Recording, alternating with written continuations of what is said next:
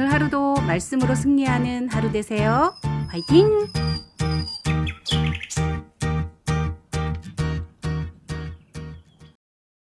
제28장 악인은 쫓아오는 자가 없어도 도망하나 의인은 사자같이 담대하니라. 나라는 죄가 있으면 주관자가 많아져도 명철과 지식 있는 사람으로 말미암아 장구하게 되느니라. 가난한 자를 학대하는 가난한 자는 곡식을 남기지 아니하는 포구 같으니라. 율법을 버린 자는 악인을 칭찬하나 율법을 지키는 자는 악인을 대적하느니라. 악인은 정의를 깨닫지 못하나 여호와를 찾는 자는 모든 것을 깨닫느니라. 가난하여도 성실하게 행하는 자는 부유하면서 굳게 행하는 자보다 나으니라. 율법을 지키는 자는 지혜로운 아들이요 음식을 탐하는 자와 사귀는 자는 아비를 욕되게 하는 자니라. 중한 별리로 자기 재산을 늘리는 것은 가난한 사람을 불쌍히 여기는 자를 위해 그 재산을 저축하는 것이니라.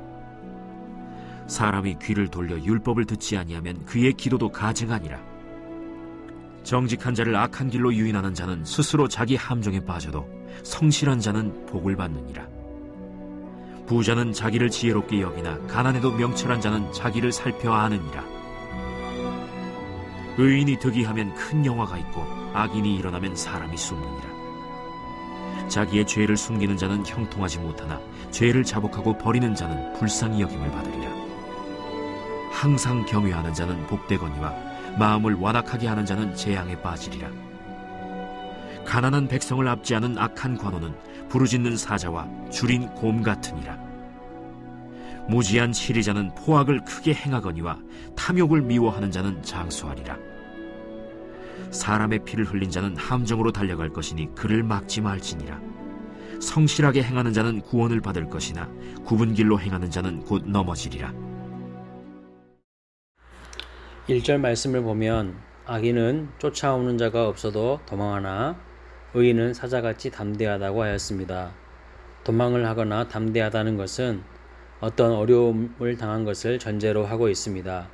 사람들은 누구나 어려움을 당하면 다 겁을 먹게 되고 두려워합니다. 오히려 하나님을 믿지 않는 자는 자기 지식이나 돈으로 해결할 수 있을 것이라고 생각하기 때문에 아무것도 아닌 것처럼 큰 소리를 칠 수도 있습니다. 그러나 자기 힘으로 도저히 감당할 수 없는 큰 어려움이 오면 모두 불안해하고 두려워합니다. 평상시에 자기 힘을 의지해서 살아가는 사람이 아니라 겸손히 하나님을 의지하는 사람은 위기 속에서도 담대합니다. 왜냐하면 그 문제와 위기가 하나님보다 크지 않다는 것을 알기 때문입니다. 여기 담대하다는 말은 파타흐라고 하는 말인데 확신하다, 신뢰하다는 뜻입니다. 하나님에 대한 확신이 있고 하나님을 신뢰하는 그 사람은 사자같이 담대하게 됩니다. 다윗은 하나님과 하나 되어 담대히 나아가 골리앗을 이깁니다. 하나님을 믿음으로 하나님과 하나 된 사람은 담대하여 진정한 승리자가 됩니다. 4절에 보시면 율법을 버린 자는 악인을 칭찬하나 율법을 지키는 자는 악인을 대적하느니라 말씀합니다. 율법은 하나님의 말씀입니다. 율법을 버린 사람은 하나님을 버린 악인입니다.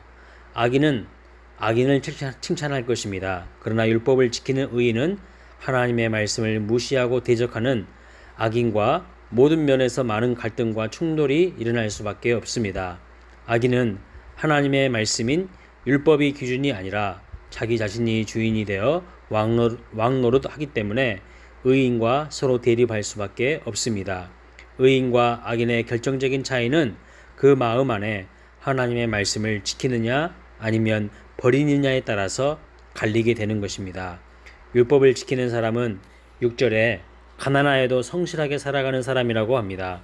그러나 율법을 버리고 무시하는 사람은 세상에서 물질적인 성공과 부요함만을 추구하는 사람입니다. 8절에 보면 이러한 악인은 이자를 받아 불로소득을 지나치게 챙기는 사람입니다. 이런 사람들의 기도를 어떻게 하신다고 말씀합니까? 9절에 보면 그런 사람의 기도는 가증할 뿐이라고 말씀합니다. 기도는 하나님을 조종하는 주문이 아닙니다.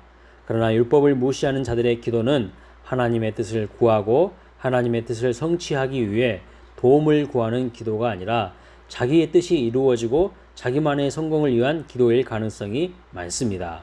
12절에 보면 의인이 득이하면 큰 영화가 있고 악인이 일어나면 사람이 숨느니라 말씀합니다. 의인이 득이한다는 것은 의인이 성공하는 세상을 말합니다.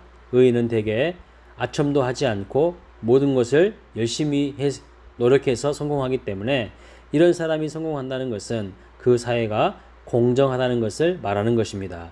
공정한 사회에서는 젊은이들이 미래에 대한 비전을 갖고 열심히 노력하게 됩니다. 그런데 악인이 일어난다는 것은 이미 사회 자체가 공정하지 못하고 아첨과 뒷거래로 일이 다 처리되기 때문에 사람들이 미래에 대한 비전을 가지지 못하는 것입니다.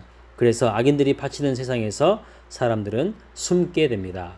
15절부터 18절까지는 악하고 무지한 통치자들에 대해서 말씀하고 있습니다. 15절에 가난한 백성을 압제하는 악한 관원을 부르짖는 사자와 줄인 곰에 비유하고 있습니다. 이런 짐승들이 존재하는 목적은 굶주린 자기 배를 치우려는 것밖에 없는 것처럼 악한 관원들도 결국은 자기 자신을 위해서 가난한 백성을 돌보지 않고 압제한다고 말씀합니다. 건강한 공동체는 약한 사람들, 가난한 사람들을 돌보고 그들을 선대하며 성실히 행하는 믿음의 공동체입니다. 10절과 18절 말씀 보면 하나님은 결국에 무직하게 하나님의 말씀을 붙들고 성실하게 살아가는 인생에게 복을 주신다고 말씀합니다. 18절에 성실하게 행하는 자는 구원을 받을 것이나 굽은 길로 행하는 자는 곧 넘어지라 말씀합니다. 여기서 성실하게 행한다는 것은 하나님의 말씀에 대하여 성실한 것을 의미합니다. 사람이 자기가 맡은 일에 성실하고 자기를 고용한 사람에게 성실한 것도 중요하지만 더 중요한 것은 하나님에 대하여 성실한 것입니다. 하나님과의 관계가 사람이나 일의 관계보다 더 중요합니다. 모든 중요한 복은 하나님으로부터 오기 때문입니다. 하나님에 대하여 성실하다는 것은 하나님의 말씀에 대하여 성실한 것입니다. 굽은 길로 행하는 자는 하나님과 하나님의 말씀에 대하여 정직하지 않는 사람을 말합니다. 이런 사람들은 눈에 보이는 세상의 인기나 인간적인 성공에만 마음을 빼앗겨서 하나님의 말씀에 대하여 성실하지 않습니다. 따라서 이기적인 인간적 본성에 따라서 눈앞의 이익을 움켜잡으면서 살아가는 사람입니다. 하나님을 모르는 사람이 돈이나 권력을 추구하는 것은 100% 넘어지고 타락하는 길로 가는 것입니다. 오늘도 하나님의 말씀에 성실한 삶을 살아가시기를 축복합니다. 오직 하나님의 말씀을 붙잡고 사자같이 담대한 믿음의 사람이 되시기를 축복합니다.